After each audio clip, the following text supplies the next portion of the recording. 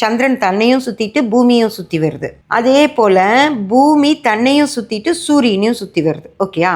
இப்போது இந்த சூரியனுக்கு நேர் எதிராக இப்படி சந்திரன் இப்படி 14 நாட்கள் ஆகும் இப்படி நகர்ந்து நகர்ந்து இங்கே வந்து சேர. அந்த 14 நாட்களை தான் நம்ம இங்கே அமாவாசை முடிச்சுட்டு சந்திரன் நகருது இல்லைங்களா? அதை தான் நம்ம பிரதமை, துவிதியை, கிருதியை, சதுர்த்தி அப்படின்னு ஒவ்வொரு திதிகளாக நம்ம சொல்கிறோம்.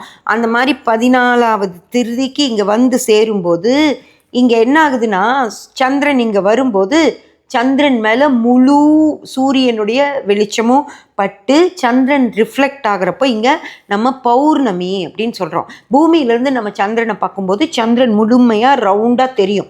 இங்கிருந்து வரும்போது கொஞ்சம் கொஞ்சமாக அந்த பிறை சந்திரன் தெரியும், கொஞ்சம் பெருசாகிடும், அப்புறம் முழுசாகும். அப்புறம் இங்கே வரும்போது ஒரு முக்கால் சந்திரன் தெரியும்.